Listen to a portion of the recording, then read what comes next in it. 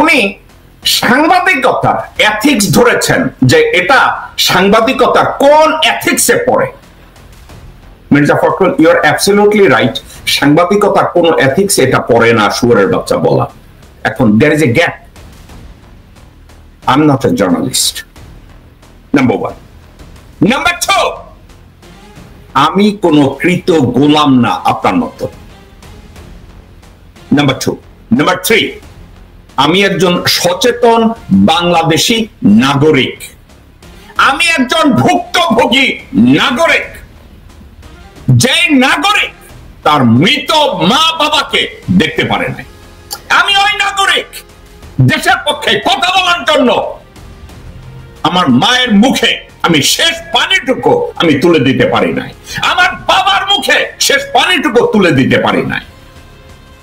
এই আপনার মতো জঘন্য লোকজনদের জন্য, আপনাদের মতো সামাজিক ব্যবসাদের জন্য বাংলাদেশের একজন নাগরিক জেকব মিল্টনকে কাউকে শুয়োরের বাচ্চা বলতে হয়, কাউকে বেশ্যার বাচ্চা বলতে হয়, আপনার মতো একটা ভণ্ডকে ভণ্ড বলতে হয়। মির্জা ফখরুল, আপনি তো ওই মানুষ,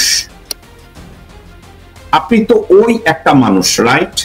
আপনি খুব নীতিবান, আপনি নাকি সৃজনশীল রাজনীতি করেন। মির্জা ফয়সাল আমিন নামে একটা লোক আছে ঠাকুরগাঁয়, আমি শুনেছি সে নাকি আপনার ভাই। আপনি তাকে জেলা বিএনপির সাধারণ সম্পাদক বানিয়েছিলেন, সাবেক মেয়র বানিয়েছিলেন, নির্বাহী সদস্য বানিয়েছিলেন। 2015 সালে মির্জা ফয়সাল আমিন ঠাকুরগাঁ পৌরসভার মেয়র নির্বাচিত হন। তবে ঋণ খেলাপি হিসাবে সে সময় তার নামে নির্বাচন কমিশনে অভিযোগও জমা করেছিল। মির্জা ফখরুল, আপনি অত্যন্ত ক্লিন না? ওকে। অ্যাডভোকেট অরুণাংশ দত্ত, চিটু উপজেলা চেয়ারম্যান, ঠাকুরগাঁও সদর উপজেলা এবং আওয়ামী লীগ নেতার বাড়িতে হামলা ঠেকানো এবং ওই অরুণাংশ দত্ত চিটুকে নিরাপদে বর্ডার পার করা এবং জেলায় তার যাবতীয় সম্পদ রক্ষার দায়িত্বটা আপনার পরিবার নিয়েছে। মির্জা ফখরুল, আপনি নিয়েছেন, আপনার ভাই মির্জা ফয়সাল আমিন নিয়েছে। এ বাবদ 10 কোটি টাকার লেনদেন হয়েছে না? 10 কোটি না যেন 11 কোটি টাকার লেনদেন হয়েছিল। আপনি কয় টাকা পেয়েছেন? 5ই আগস্টের আগে মির্জা ফয়সাল তার কোনো নিজস্ব গাড়ি ছিল না, কিন্তু 11 কোটি টাকার পরে মির্জা ফয়সাল আমিন এখন অত্যন্ত দামি গাড়িতে চলে। জেলা আওয়ামী লীগের সাধারণ সম্পাদক দীপক কুমার রায়ের নিরাপত্তাও বিধান করেছেন মির্জা সাহেব আপনি এবং আপনার পরিবার, এবং বিনিময় মূল্য আবার কয়েক কোটি টাকা। আপনি কত পেয়েছেন? ঠাকুরগাঁয়ের প্রথম নারী জেলা প্রশাসক হিসাবে 11ই সেপ্টেম্বর নিয়োগ পান ইশরাত ফারজানা। কাজে যোগদান করেই সরকারি নানা অধিদপ্তরের সাথে বৈঠক করলেও জেলা বিএনপি নেতাদের সাথে বৈঠক না করায় ক্ষুব্ধ হন আপনার ভাই মির্জা ফয়সাল। ঠাকুরগাঁ সরকারি বালিকা উচ্চ বিদ্যালয় নির্মাণ ভবন চাঁদা দাবির ঘটনায় বাধা দিলে ইরশাদ ফারজানাকে 27শে নভেম্বর ঠাকুরগাঁও থেকে রাঙ্গামাটিতে বদলি করা হয়, যার পিছনে আপনি ইনফ্লুয়েন্স করেছেন। আপনি নিজে ইনফ্লুয়েন্স করেছেন মির্জা ফখরুল। ঠাকুরগাঁও থেকে তাকে একজন জেলা প্রশাসককে কোথায় পাঠাইছেন? বান্দরবন। এবং এই কাজটা কিভাবে হয়েছে? রাঙ্গামাটিতে পৌঁছায় আপনি পাইছেন কি? মানে আপনি বিএনপির বিকাহুনা, আপনি বিএনপির অনেক চোরকে হেফাজত করেন, তাদেরকে আপনি শুয়োরের বাচ্চা বইলা গালি দেন না, কারণ ওর ভাগটা আপনার ভাগে আসে মির্জা ফখরুল।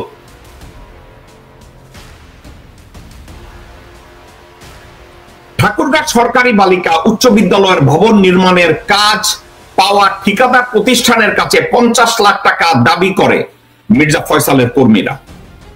সেই টাকার বিষয়টি নিষ্পত্তি না হওয়ায় আজ অবধি নির্মাণ কাজ থেমে রয়েছে।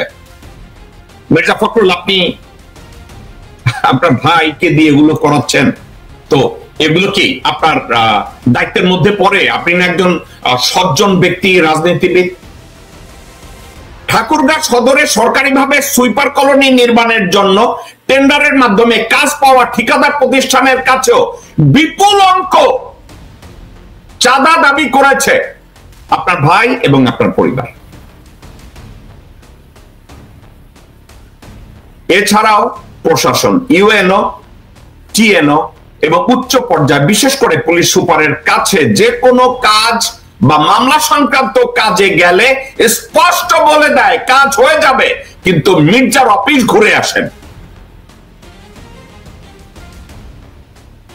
আওয়ামী লীগ নেতা কর্মীদের মামলার ভয় দেখানো, চার্জশিট থেকে নাম বাদ দেওয়ার মাধ্যমে বেশ ভালো ইনকাম করেছেন আপনারা, আপনি এবং আপনার ছোট ভাই। পাশাপাশি বিশাল অঙ্ক লেনদেনের মাধ্যমে প্রায় 150 আওয়ামী লীগের অঙ্গ সংগঠনের নেতা কর্মীদেরকে জামাই আদরে আপনার ঘরে বসিয়ে আপনার ভাই খাইয়েছে।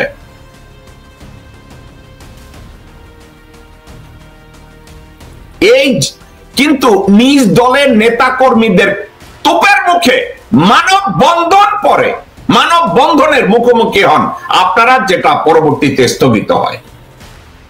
মির্জা ফয়সাল আমিন ও তার অনুসারীদের চাঁদাবাজি ও অনিয়ম নিয়ে 1 এপ্রিল নিজ জেলায় বিএনপি মহাসচিব মির্জা ফখরুল ইসলাম আলমগীরকে সাংবাদিক সম্মেলনে প্রশ্ন করা হলে আপনি সেসব প্রশ্নের উত্তর না দিয়ে ওখান থেকে কেটে পড়েছিলেন। মির্জা ফখরুল, আপনি একজন নিঃসন্দেহে শিক্ষিত একজন মানুষ। আপনি কি মার্জিত? হ্যাঁ, আপনি মার্জিত। আপনি আমার মতো অভদ্র না। এখন কথা একটা, আপনার এই ভদ্রতার মুখোশের আড়ালে লুকিয়ে আছে একটা ভণ্ডামি। আপনার ভদ্রতার মুখোশের পিছনে লুকিয়ে আছে এক দেশদ্রোহী রয়ের দালাল। আপনার এই ভদ্রতার পিছনে লুকিয়ে আছে একটা হারামজাদা। আপনার এই ভদ্রতার পিছনে লুকিয়ে আছে একটা নরপশু, যে দীর্ঘ 17 বছর 20 বছর বিএনপির মহাসচিব থাকাকালীন একটা যোগ্য নেতৃত্ব, একটা যোগ্য বিপ্লব আপনার দ্বারা হয়নি, এবং বিএনপির নপুংসক নেতৃত্ব আপনার মতো একটা বাটপারকে এখনো মহাসচিব করে রেখেছে। মির্জা ফখরুল, যখন আপনার নেতার বিরুদ্ধে আপনি বলেছেন আপনার নাকি ভাই একজন তারেক রহমান, আপনার ভাই নাকি একজন তারেক রহমান, রাইট? তো আপনার ভাইকে যখন এই নপুংসক এই কথাটা বলে, আপনি কি করেছেন? জনাব তারেক রহমানকে যখন ডিফেন্ড করে এই চোর তাজুল, এ তো কোনো সাধারণ মানুষ না। এই চোর তাজুল তো ওই চোর তাজুল যে স্বাধীনতা পদকের স্বর্ণ চুরি করেছিল হাসিনার কাছ থেকে, ওই তাজুল। এখন এই তাজুলের মতো লোক যখন জনাব তারেক রহমান অর্থাৎ মির্জা ফখরুল আপনার দলের নেতাকে এভাবে ডিফেন্ড করে, এভাবে অসম্মান করে, আপনি কি তার কোনো জবাব দিয়েছিলেন নাকি মেনে নিয়েছিলেন যে তারেক রহমানকে যদি ডিফেন্ড করে, তারেক রহমানকে যদি মেরেও ফেলে, আমি মির্জা ফখরুলের কিছু আসে যায় না, আমি তো মহাসচিবই থাকবো, বেগম খালেদা জিয়া যদি মারা যায় যাক, বিএনপির আলটিমেট নেতৃত্বে তো আমিই আছি। বিষয়টা কি তাই? আপনি কি কিছু করেছেন মির্জা ফখরুল? করেছেন কিছু? আপনি বলেন নাই, কারণ আপনার মতো নপুংসকরা তখনও বসে থাকে, কিছু বলা যাবে না।